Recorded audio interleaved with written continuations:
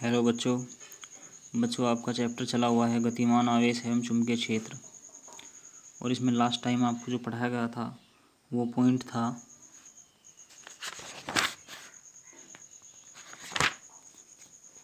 जब आवेशित कण एक समान चुंबकीय क्षेत्र में क्षेत्र की दिशा के लंबवत प्रवेश करता है। ये पॉइंट आपको बताया था।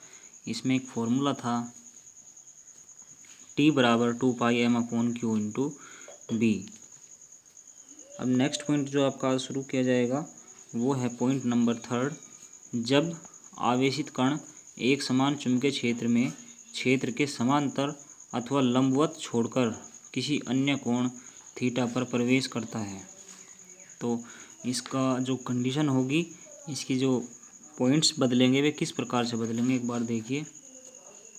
हमने मान लिया Q आवेश तथा स्मॉल m द्रव्यमान का कोई कण एक समान चुंबकीय क्षेत्र B में, एक समान चुंबकीय क्षेत्र वेक्टर B में क्षेत्र की दिशा से थीटा कोण पर वेक्टर v वेग से प्रवेश करता है।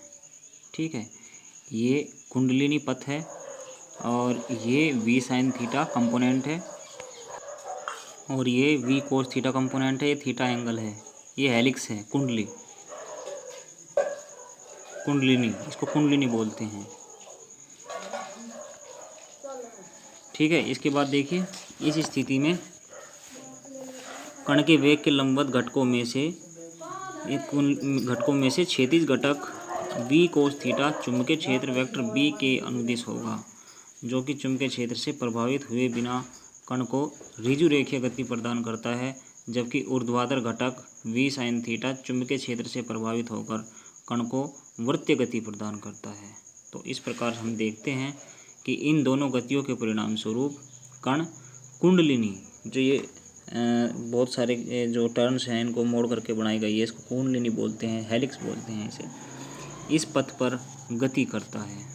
तो देखिए इस स्थिति में कण के कुंडलिनी पथ की त्रिज्या r' बराबर mv sine theta upon qb, equation number first, और कण का परिक्रमण काल कैपिटल T बराबर 2πm/q इंटू बी, इक्वेशन नंबर सेकेंड। कण की आवर्ती n बराबर 1/t यानी कि बराबर qb/2πm, इक्वेशन नंबर थर्ड।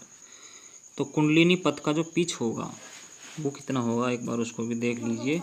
कण प्रत्येक चक्कर में चुंबकीय क्षेत्र के अनुदिश जितना विस्थापित होता है उसे पथ का पिच कहते हैं। इसे P से प्रदर्शित करते हैं, P बराबर v cos theta into T.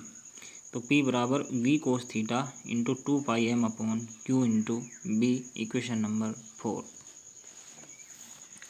अब देखिए नेक्स्ट पॉइंट है साइक्लोट्रॉन, और मोस्ट इम्पोर्टेंट पॉइंट है।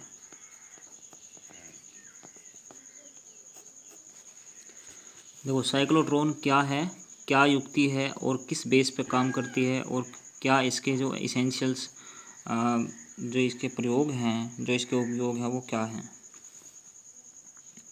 देखिए साइक्लोट्रॉन एक ऐसा उपकरण है जिसका प्रयोग धनावेशित कणों, जो पॉजिटिव चार्ज जो पार्टिकल्स हैं जैसे प्रोटॉन, न्यूट्रॉन आदि तथा आयनों को अति उच्च ऊर्जाओं तक त्वरित करने में किया जाता है। कोई भी आयन है उसे बहुत हायर वोल्टेज की एनर्जी के द्वारा उसको एक्सिलरेट करना है, तो उस युक्ति के लिए फिर साइक्लोट्रॉन का प्रयोग किया जाता है। इन ऊर्जित कणों का उपयोग कृत्रिम नाभि के विघटन प्रयोगों में किया जाता है, और जो इसका आविष्कार किया था सन 1934 ईस्वी में लॉरेंस तथा लिविंगस्टन ने किया था। प्रिंसिपल देखिए इसका सिद्धांत। देखो चुंबकीय क्षेत्र में परिक्रमण करने वाले आवेशित कणों की परिक्रमण आवृत्ति कण की ऊर्जा पर निर्भर नहीं करती। अतः क्रोशित परस्पर लंबवत विद्युत तथा चुंबकीय क्षेत्रों का उपयोग कर आवेशित कण को चुंबकीय क्षेत्र की सहायता से बार बार एक ही विद्युत क्षेत्र से गुजार कर उसको उच्च ऊर्जा तक त्वरित किया जा सकता है। तो इसकी संरचना देखिए, इसका जो कंस्ट्रक्शन है वो किस प्रकार से किया गया है। इसमें कैपिटल D आकार के दो क्षैतिज खोखले धात्विक खंड, एक तो कैपिटल D1 व कैपिटल D2 होते हैं, जिन्हें डीज कहते हैं। एक तो है इसमें D1 और एक है D2। इन दोनों को आपस में डीज बोलते हैं, जो कि इस प्रकार व्यवस्थित होते हैं कि दोनों के व्यास परस्पर समांतर व एक दूसरे से अल्प अंतराल पर होते हैं। इनका जो डायमीटर है वो इक्वल है और पैरेलल भी है और एक दूसरे से अल्प अंतराल बहुत स्मॉल गैप में हैं, अर्थात नज़दीक हैं। और डीज के बीच एक दोलित्र ऑक्सीलेटर के द्वारा 10⁵ वोल्ट की कोटि का प्रत्यावर्ती विभवांतर आरोपित किया जाता है, जिसकी आवृत्ति अति उच्च लगभग 10 से 15 मेगाहर्ट्ज़ होती है। एक बड़े विद्युत चुंबक द्वारा डीज के तल के लंबवत दिशा में एक तीव्र चुंबकीय क्षेत्र यानी कि जिसमें बी की वैल्यू 1.5 टेस्ला है स्थापित किया जाता है। डीज के भीतर संपूर्ण क्षेत्र लगभग 10⁻⁻6 मिलीमीटर पारादाब तक निर्वातित किया जाता है। डीज के बीच अंतराल के केंद्र एस पर एक डीज के बीच में एक गैप है जहाँ पर अंतराल है एस, एक पॉइंट है वहाँ पर सेंटर में एक आयन स्रोत रखा जाता है, आयन सोर्स। और यह स्रोत एक छोटा कोष्ठ होता है जिसमें एक तापित तंतु हीटेड फिलामेंट होता है जो गर्म होकर तापायन उत्पन्न करता है। तापायन का मतलब है ताप के द्वारा जो आयन उत्पन्न करता है। इस कोष्ठ में कई गैसें जैसे हाइड्रोजन प्रोटॉन के लिए अथवा ड्यूटेरियम न्यूट्रॉनों के लिए होती है। तंतु से उत्सर्जित तापायन गैस का आयनन करके धनायन उत्पन्न करते हैं। अब इसमें देखिए कार्यविधि वर्किंग। माना स्मॉल m द्रव्यमान तथा प्लस q आवेश का एक आयन स्रोत से उस क्षण निर्गत होता है जबकि D2 ऋण विभव पर है। तो यह आयन डीज के बीच के अंतराल में विद्यमान विद्युत क्षेत्र के द्वारा D2 की ओर को त्वरित होकर D2 में वेग v माना यानी कि मान रखा है से प्रवेश कर जाता है। डीज के भीतर प्रवेश करते ही यह आयन डीज की धात्विक दीवारों द्वारा विद्युत क्षेत्र से परिरक्षित कर दिया जाता है।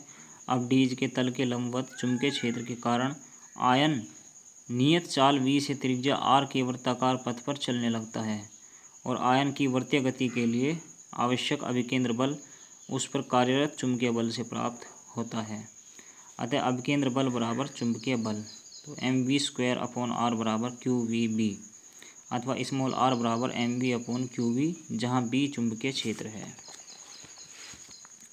तो देखिए आयन द्वारा एक अर्धवर्त पूरा करने में लिया जाने वाला समय स्मॉल t बराबर ये πr/v बराबर πm/q इंटू b।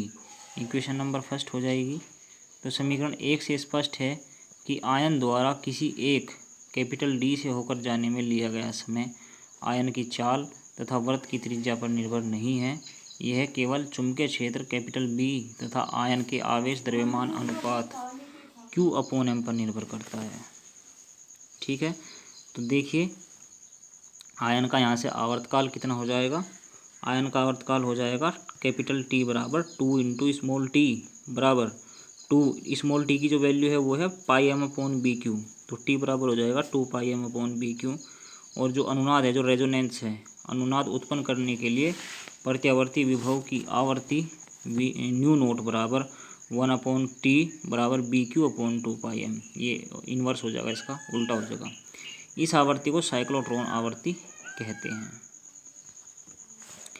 देखिए आरोपित प्रत्यावर्ती विभवांतर की आवृत्ति को इस प्रकार समायोजित करते हैं कि विभवांतर के एक अर्धचक्र में आयन एक अर्धवर्त पूरा कर ले, एक चक्कर में एक हाफ सर्कल पूरा कर ले। जब आयन D2 से बाहर निकलता है, जब आयन जो है इस D2 से बाहर निकलता है तो ठीक उसी क्षण D1 ऋण विभव पर आ जाता है। अतः आयन D1 व D2 के बीच अंतराल को पार करते समय पुनः त्वरित होकर D1 में प्रवेश कर जाता है। जब आयन अपनी बढ़ी चाल के कारण D1 के भीतर बड़ी त्रिज्या के अर्धवर्त पर चलता है, परंतु आयन द्वारा एक D को पार करने में लगा समय T बराबर πm/qv नियत बना रहता है।